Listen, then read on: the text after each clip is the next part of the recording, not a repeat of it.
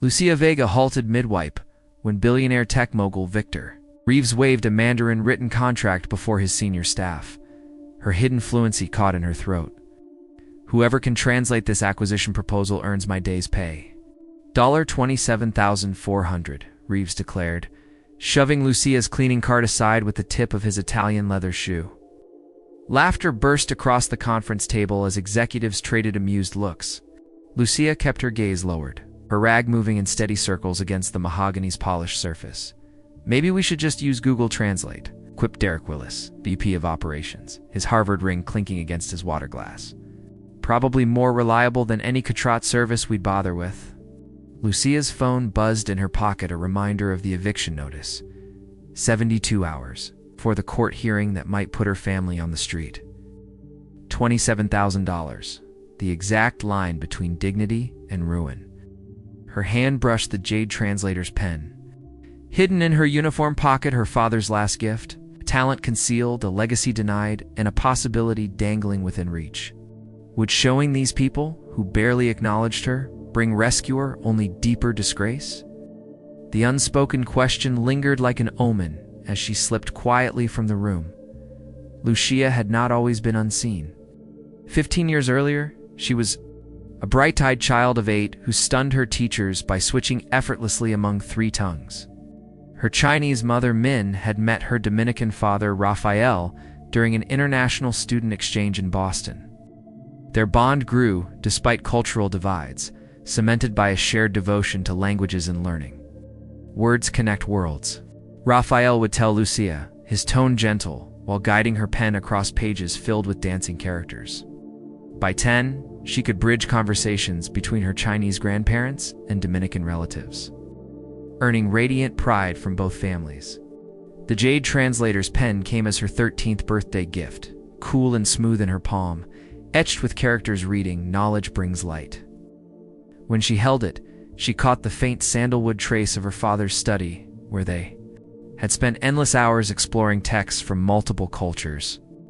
"This pen belonged to a scholar," her father had said. "Now it belongs to you." 3 months later, Rafael Vega was cut from Reeves Enterprises in a so-called restructuring. After 15 years building Asian market partnerships, he was discarded, with severance barely covering 2 months' rent. Health insurance vanished instantly. The cough turned to stage 4 lung cancer, and bills grew faster than rejection letters from his job applications. Lucia never forgot the night he returned from an interview, face pale. "They won't hire me," he whispered to Min. "Reeves blacklisted me across the industry. Something about proprietary information." 6 months later, Raphael was gone, leaving $43,756 in medical debt, a grieving household, and a jade pen that now served as Lucia's constant charm and burden. Min picked up 3 housekeeping jobs. Her Beijing University engineering degree meant nothing without us credentials or contacts. Lucia's dream of a scholarship in linguistics collapsed when Min suffered her first stroke, forcing the 17-year-old to quit school and work full-time. By 23, Lucia lived on an unforgiving schedule, cleaning offices at Reeves Enterprises from 4 p.m. to midnight, tending her half-paralyzed mother until dawn, stealing 3 hours of rest, then translating academic papers online from 8 a.m. to 2 p.m. under the alias Linguistic Bridge. The anonymous gigs paid $22 an hour, better than janitorial wages at $14 to $25, but client flow was erratic. Exposure threatened the healthcare her mother needed. 60 hours each week. Every month, $1,200 rent for their single bedroom. Apartment, $463 for her mother's medicine, $275 toward her father's medical debt, $190 for food, $145 for utilities. Survival math erased any hope of saving. For 5 years, Lucia moved through Reeves Enterprises like a phantom, emptying bins while executives plotted billion-dollar ventures. She learned invisibility, listening as her trilingual mind turned background chatter into intelligence. Ain't she? Knew Reeves had slashed pensions while buying a $14.2 million Aspen retreat. She knew Derek Willis stole credit for the Singapore expansion devised by junior analyst Priya Sharma. She knew their diversity pledges masked deep-wage inequality maintenance staff, 87% people of color. Leadership 94% white. Knowledge without leverage. Awareness without power. She scrubbed coffee stains while comprehending every word on Asian markets, Hispanic consumers, and multilingual frontiers.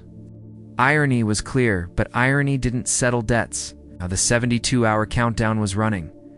Her mother's disability appeal was denied again. By Monday morning, the eviction order would be final. Without $25,000 for arrears and legal costs, they'd join the invisible ranks who kept the city running, yet were never welcomed by it. The critical document arrived on Reeves's desk at 10:17 a.m. Friday. Lucia noticed while polishing the glass trophy case nearby. Spotting the Shanghai postmark and Hangtech Innovations logo, one of China's semiconductor giants. The split second of panic that flashed across Reeves's otherwise unshakable face. By noon, chaos consumed the executive floor. Notifications pinged. The translation unit was scrambled. Then the blow. Lin, the lead translator, was in Beijing. His two deputies were in Tokyo. Lucia emptied trash slowly, unnoticed as Reeves stormed from his office waving the file. Everyone in the conference room, now, she should have left. Fridays, her shift ended at noon. Yet something fate, curiosity kept her dusting spotless surfaces as the executives gathered. Reeves slapped the pages on the table. Is offering us exclusive rights to manufacture the new processor. This could double our Asian market share. That's incredible, Willis said, baffled. It would be, Reeves barked, if we could read it. We sent it in Mandarin, and our translators are out. We've got 72 hours before they give Samsung the deal. Lucia's pulse raced. She recognized symbols her father had drilled into. Her semiconductor specs, tolerance levels. Couldn't we use a service? Asked Priya Sharma. For something this sensitive? Reeves scoffed. Want Silicon Valley rivals getting our edge? It's uneasy silence. Lucia's rag circled the credenza. I'll make it worth someone's while, Reeves added theatrically, glancing toward her. Translate this 30-page proposal within 48 hours, and you'll have my day's pay $27,400. The room froze. Then Willis laughed, others following. Maybe even the cleaning lady can give it a shot, Reeves said, gesturing at Lucia. Though I doubt housekeeping school teaches Mandarin. Sharper laughter rippled. She lowered her eyes, hands tightening on the rag. We'll split the work, Willis suggested. Software for the first pass, then refine. Fine, Reeves allowed. But remember 72 hours until Heng walks. These papers don't leave the building. Security locked down. Executives hurried off with copies. Lucia noticed two things. First, they had mistranslated the title itself, calling it a partnership proposal when it clearly read exclusive manufacturing contract. Second, the 72-hour limit aligned exactly with her eviction deadline. Reeves's salary could rescue her mother's care and the rent. But stepping forward could cost her job or worse, bruise executive egos. And what if the contract echoed the same predatory strategies that destroyed her father? Could she let the same firm prosper from her secret? And if she refused, could she forgive herself? At 1:43 a.m. she chose. Standing in her dim kitchenette.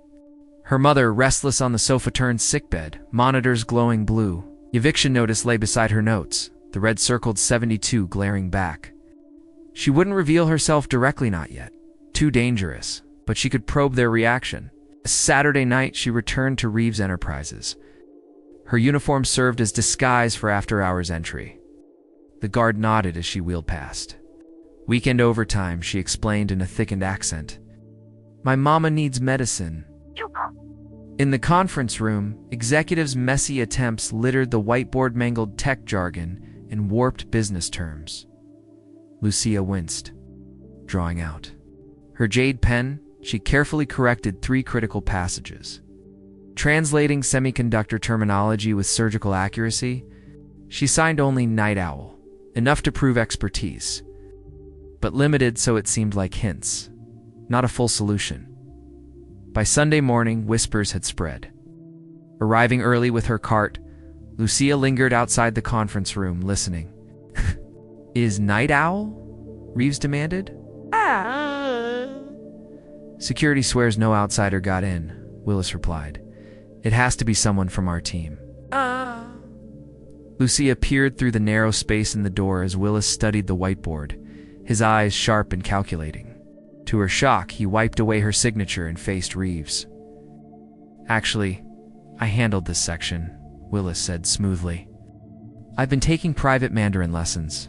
Didn't want to mention it until I was more fluent, but considering the urgency... Reeves clapped him on the shoulder. At last, initiative. Take the lead on this, Willis. Direct the team. Lucia's quiet victory crumbled into ashes. Willis was elevated to project lead in the strength of her work. The unfairness burned inside her, but outrage was a luxury she couldn't afford. With just 48 hours left before eviction, that night, after her mother finally drifted to sleep, Lucia spread the photographed documents across the kitchen table. As she parsed through the technical details, a discovery chilled her blood.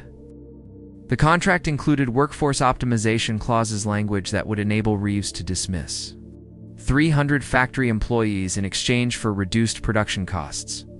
Among those destined for layoffs was her mother's cousin's family, who had only just found stability after immigrating the previous year. Lucia leaned back, the jade pen suddenly weighty in her grasp. Should she finish the translation anonymously and allow more families to suffer, or reveal herself and gamble everything? Her phone vibrated with a text from her supervisor. New security cameras installed in executive wing.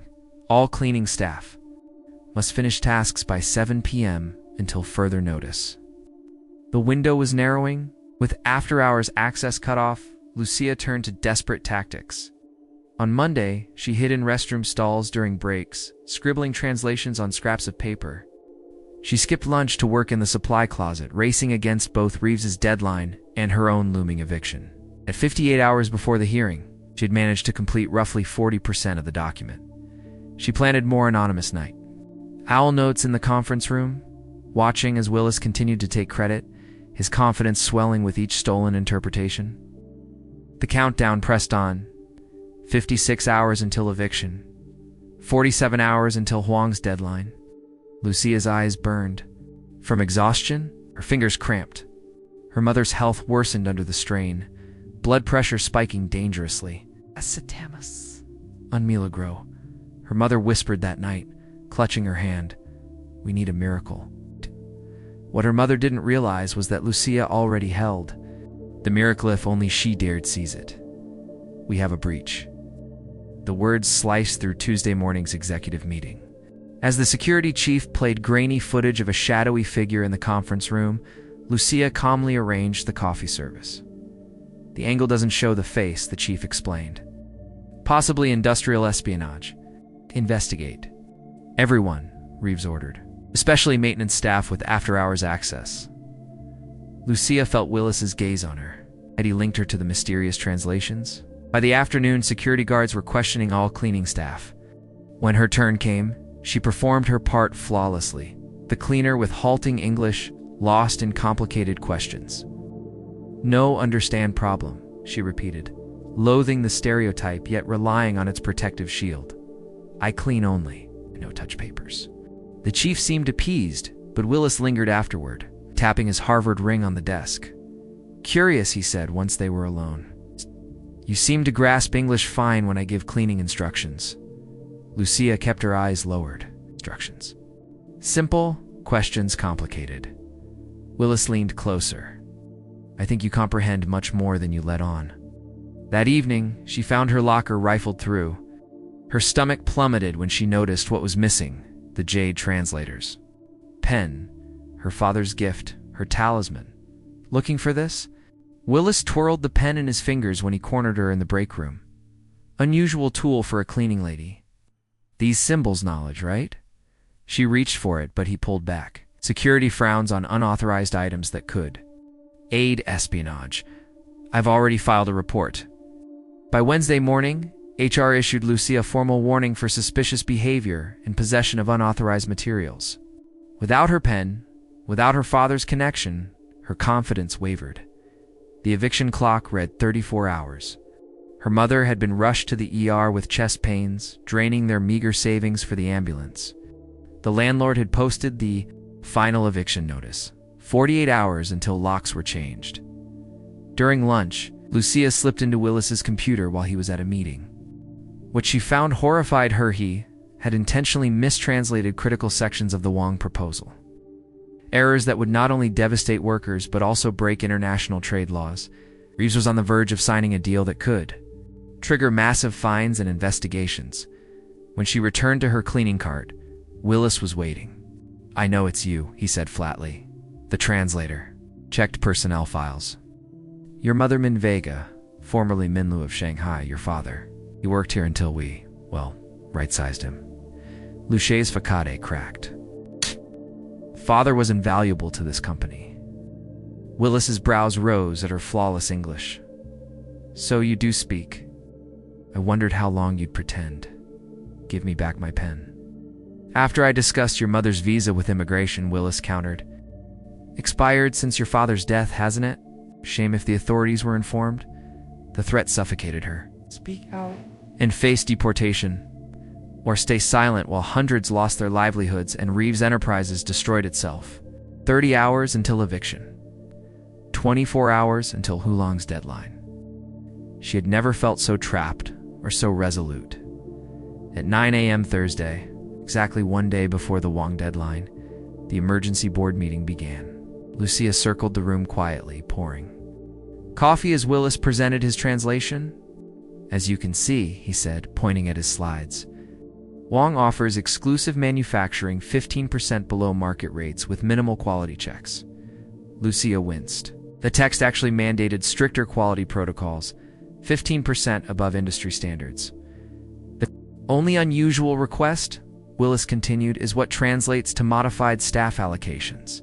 Her hands shook as she refilled water. He was deliberately disguising the mass layoffs. "The technical section on the Lyon moxing process still unclear," Willis added, mangling the pronunciation. Lucia flinched, unable to hide it. "Something wrong with the coffee girl?" Reeves asked, noticing. Every eye turned to her. Time froze. "Lodomorcine," she corrected softly, tones precise. "It means fluid modeling system," not what he said. Silence fell. Willis's face darkened. "Excuse me?" Lucia lifted her chin. 16 years of study surged through her, sweeping away years of silence. "You've mistranslated several key passages. Lodomorcine describes a semiconductor's thermal management system, requiring specialized handling. It has nothing to do with staff reductions." "How dare you interrupt," Willis began, but Reeves cut him off. "You speak Mandarin?" Reeves demanded. "Mandarin, Spanish, and English," she answered, heart racing. "I also read Japanese and Korean, though my spoken fluency is lower." "She's lying," Willis spat, just a cleaner. "My father was Rafael Vega," Lucia pressed on, her voice steadier with each word. "He built your Asian market division before you restructured it, taught me business Mandarin since childhood." Recognition flickered in Reeves's eyes. "Vega. I remember him. This is absurd," Willis snapped. "She's working for competitors. Check my credentials," Lucia countered, pulling up her profile on translationbridge.com. Username, LinguisticRidge. I hold a 4.98. Rating 400 plus technical translations, specializing in business and engineering. Reeves scrolled through her testimonials. Business instincts warring with prejudice. "Your translation ignores quality control," Lucia said firmly, addressing the board. "It also conceals Huang's demand to cut 300 workers, a breach of 3 existing labor contracts." Murmurs spread around the table. "Outrageous," Willis sputtered. Page 16, paragraph 4, Lucia recited from memory. "The characters specify Reeves Enterprises must eliminate at least 300 positions within 60 days. I can read the full section aloud if you'd like." Reeves studied her for a long moment, surprise giving way to calculation. "You say you can? Translate the entire document accurately." "I've already translated 60%, Lucia admitted. "The anonymous notes, Mr. Willis has been claiming credit for them, those were mine." Willis flushed crimson as the board turned toward him. "You were the night owl?" Reeves asked. Lucia nodded. A slow, predatory smile crept across his face. "Seeing a chance? My offer remains," he said. "Finish the entire document by tomorrow's 9 a.m. cutoff. And my daily pay, $27,400, will be yours." "I want it written down," Lucia replied, shocking herself with her sudden courage. "And I want my pen returned?" "Your pen?" Reeves scowled. "Ace. My Jade translator's pen. Mr. Willis seized it yesterday and labeled it suspicious." All attention swung to Willis, who reluctantly pulled the pen from his jacket pocket. "And I also want a signed contract ensuring my job continues no matter the translation's result, with a confidentiality clause protecting my mother's immigration status," Lucia pressed. The room hushed at her daring demand. Reeves regarded her with fresh curiosity, perhaps even admiration. "Write up the agreement," he finally told his assistant, "and provide Miss Vega with whatever support she requires." And the jade pen was placed back in her palm. Lucia felt its familiar weight, solid, cool, steadying. In her mind, the countdown restarted. 18 hours left to complete the translation, while her mother faced eviction in 36. For the first time in years, she was no longer invisible. For better or worse, she pushed through the night in a small conference room, running on adrenaline and vending machine coffee. Her fingers raced over the keys, the jade pen guiding her through dense technical language and delicate cultural subtleties no machine could ever capture. By 3 a.m., her eyes burned, the text blurring.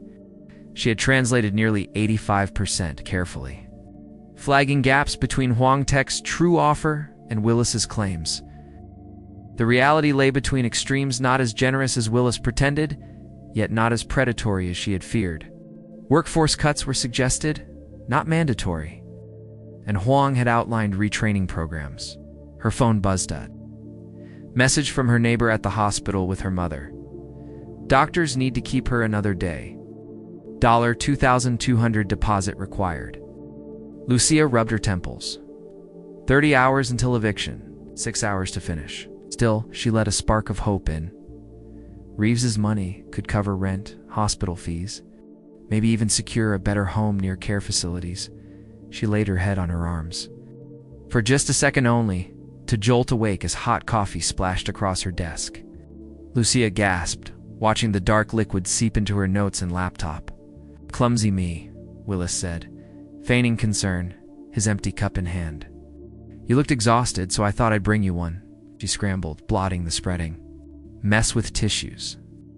The laptop flickered, then went black. "My translation," she stammered.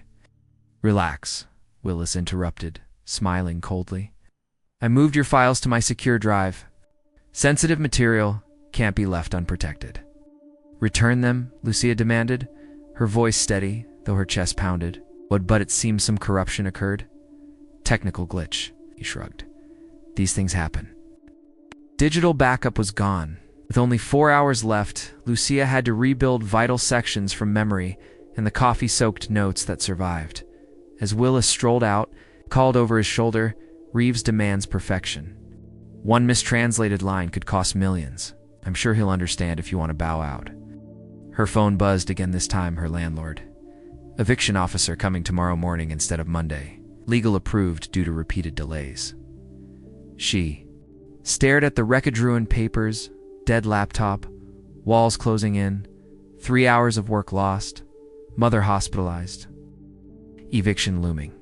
Willis had outplayed her at every turn. For a brief moment, she thought of walking away, finding another cleaning job far from Reeves and Willis. Then her phone rang. The hospital. Her mother's condition had worsened. Immediate payment was required.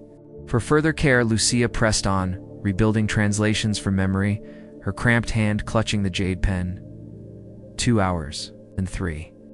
As dawn crept in, exhaustion overtook her, her head sagging, eyes closing against her will. She woke to Reeves looming over her, Willis smirking nearby. The wall clock. 8:47 a.m., 13 minutes left. "I expected this," Reeves said, taking in her messy state, the stained notes, the wrecked laptop. "People should stay where they belong. Housekeepers clean, executives lead. That's why Wealthy, and you are where you should be. Turned to his assistant. Prepare a termination notice. Miss Vega accessed confidential files without authorization. But our agreement, Lucia protested, was conditional on delivery. Reeves cut her off and you failed. I can explain. Call translation pro Reeves, told Willis, ignoring her. See if they can restart today. Request an extension from Huang. Willis's smug face said it all. Lucia sat frozen, watching her lifeline collapse under corporate cruelty. Her father's words echoed in her mind. Language builds bridges between worlds. But what happens when those bridges are burned on purpose? Had she risked everything only to fall lower than before? As Reeves moved to leave, her gaze fell on her bag. Corner of a notebook stuck out her father's research journal. She had brought it for reference, forgotten until now. Wait. She called, clarity piercing through her fatigue. Reeves paused at the door, irritation flashing. We're finished here. My father worked on this exact technology, Lucia said, pulling out the journal. The GX500 semiconductor series. He was part of the original team before Huang Tech bought the patent. She flipped through, revealing his detailed notes. Manufacturing steps. Diagrams, specifications, testing data information missing from Huang's documents because they assumed. Reeves already knew it. These notes explain thermal modeling. Systems absent from the proposal because they're proprietary knowledge, she said firmly. I can finish this with technical accuracy no agency could provide. Reeves hesitated, calculating. You have 10 minutes. Lucia bent to her task, her father's journal beside her, the jade pen moving with precision. She filled gaps. Clarified subtleties, added specifications Huang only hinted at 8:58 a.m. She entered the boardroom where executives awaited the video call with Huang Tech. She laid the completed translation before Reeves, skimmed it doubtfully. The call is beginning, his assistant announced. Reeves hesitated, glancing between Willis and Lucia. Perhaps Miss Vega should all wait outside. Lucia began. Actually came a voice from the screen. We'd prefer Ms. Vega remain. All eyes turned to the display. Lin Heng, CEO of Huang Tech, appeared with his team. At his side sat Mr. Zhang, her father's old colleague. Miss Vega, Zhang said in Mandarin. An honor to meet Raphael's daughter. He often spoke of your gift with languages. Caught off guard, Lucia answered fluently in Mandarin. Honor is mine, Mr. Zhang. I didn't realize you knew I worked here. We did not, Lin Heng interjected, till our intelligence flagged someone translating our deliberately complex proposal with perfect accuracy. Few could. Reeves looked lost as they spoke rapidly in Mandarin. Lucia switched back to English. Mr. Heng says the technical difficulties were intentional. A test of whether Reeves still had the expertise my father built. And, did we pass? Reeves asked cautiously. That depends, Lucia replied, returning to Mandarin. Proposal's workforce section could be read as mandating layoffs. Was that intentional? A small smile touched Heng's lips. Very observant. Yes, we were testing your company's ethics. Given concerns about your labor practices since Mr. Vega left, Lucia turned to Reeves. They included that clause as a character test. Huang is questioning your treatment of workers. Willis jumped in. This is absurd. She's fabricating. Lucia cut him off. Then Mr. Willis can explain why he mistranslated key passages and sabotaged my work. She produced her phone, showing security footage she had retrieved, Willis clearly pouring coffee on her laptop and deleting files. Silence consumed the room. Reeves's face hardened. Mr. Willis, he said coldly, you're fired. Security will escort you out. As Willis was dragged out, still protesting, Heng spoke again in Mandarin. We will move forward with the contract. On one condition, Ms. Vega must serve as our cultural liaison. The jade pen glided confidently as Lucia translated its surface. Gleaming, its ink crisp and fragrant. No longer a relic of grief, but a symbol of her authority. They insist on working directly with me, she explained. The balance of power in the room shifted. Reeves studied her, realizing she now held the leverage.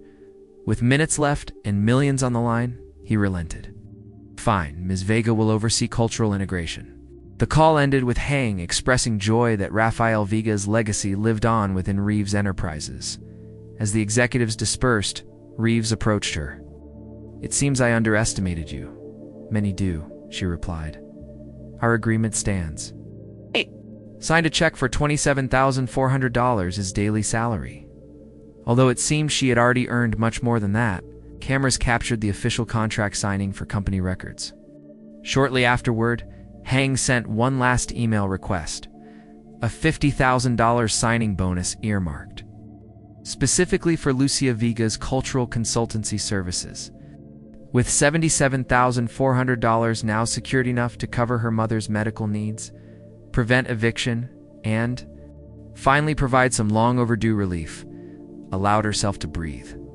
The jade pen rested in her hand, no longer a reminder of past struggles, but now a symbol of the future ahead.